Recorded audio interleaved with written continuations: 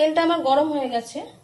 প্রথমে আমি একটু জিরে দেবো, গোটা সাদা জিরে তেলের মধ্যে দিয়ে দেবো। গ্যাসের ফ্লেমটা একটুখানি লো করে দেবো। তারপরে এর মধ্যে আমি দেবো একটা তেজপাতা, দুভাগ করে দিয়ে দেবো। একটা শুকনো লঙ্কা দিয়ে দেবো আমি। দিয়ে ভালো মতো স্মেল আসার মতো এটা একটুখানি ভেজে নেব। ভাজা ভাজা হয়ে গেলে এর মধ্যে আমি কেটে রাখা আলুগুলো দিয়ে দেবো।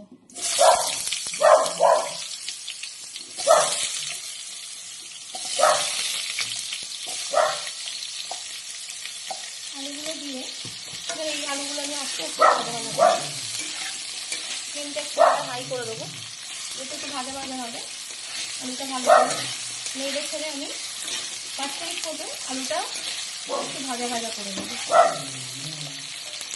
এবার আমি এই আলুটার মধ্যে একটু নুন দেবো, অল্প একটু নুন দেবো। নুন দেওয়ার পর আলুটা ভাজা হওয়ার জন্য আমি হালকা করে অল্প একটু হলুদ গুঁড়োও দেবো। এবার আলুটা আমি দিয়ে দেবো।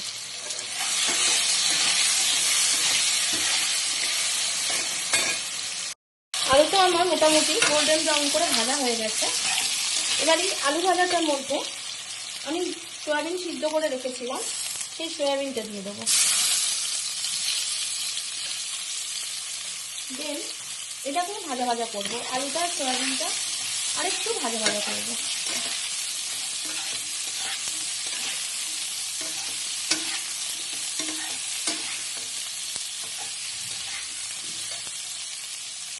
সয়াবিনটা আলুটা ভালো মতো ভাজা হয়ে গেছে।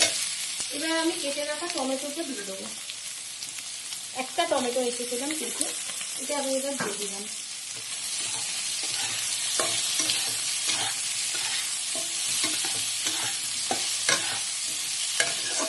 এবার গ্যাসের ফ্লেমটা একটু ওখানে কমিয়ে নেবো। নিয়ে একটা বাটির মধ্যে আমি একটা মশলার পেস্ট তৈরি করবো। এর মধ্যে দেবো আমি এক চামচ 1.5 চামচ হলুদ গুঁড়ো,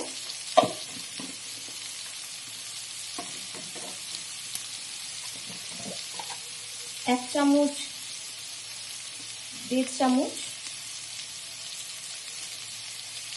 1.5 চামচ মতো জিরের গুঁড়ো।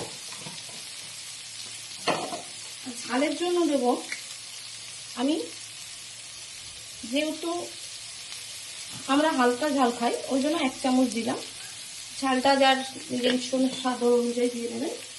দিয়ে এইটাকে আমি একটা জল দিয়ে একটা পেস্ট বানাবো। এই মশলাটা যেহেতু অল্প সয়াবিন বানাচ্ছি আমি, তার জন্য বেশি আমি দেব না। এই একটা পেস্ট বানিয়ে নেব। যতক্ষণ পেস্টটা একটুখানি নরম না হচ্ছে ততক্ষণ আমি একটু আদা বাটা দিয়ে দেবো এটার মধ্যে।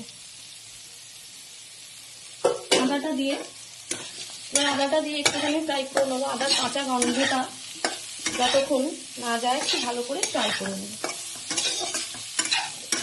এদিকে আমার এটাও ফ্রাই হচ্ছে।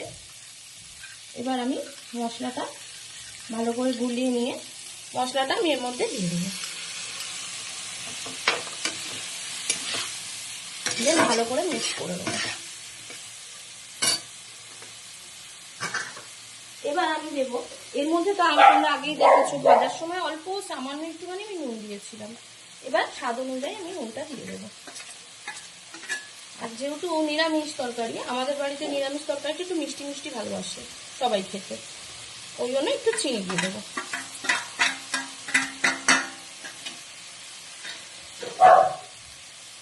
এবার পুরোটা আমি মিক্স করে নেবো।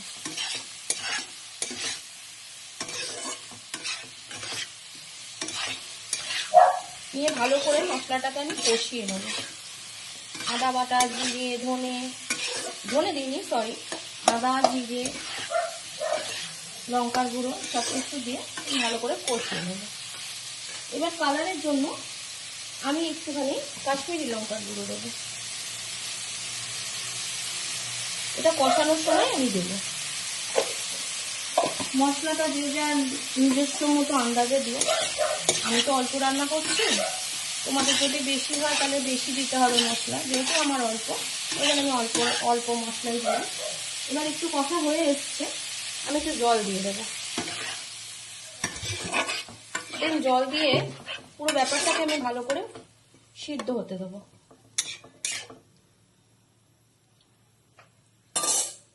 ভালো মতো সিদ্ধ হবে এটা। এবার সয়াবিনের তরকারিটা আমার অলমোস্ট রেডি হয়ে গেছে, ঝোলটা শুকিয়ে এসছে।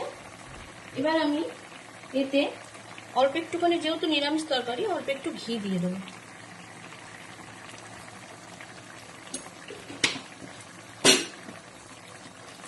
আর দেবো একটু গরম মশলার গুঁড়ো।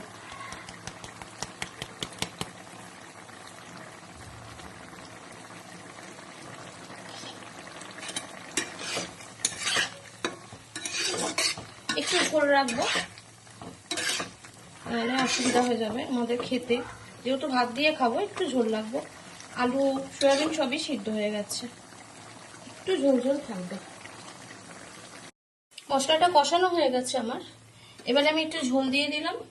এবার এটা সয়াবিনটা আলুটা এই ঝোলের সঙ্গে সিদ্ধ হবে।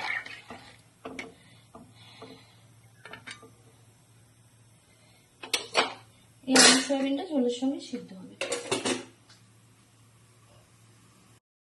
সয়াবিনের তরকারিটা আমার রেডি হয়ে গেছে। এবার আমি এটা একটা পাত্রে ঢেলে নেব।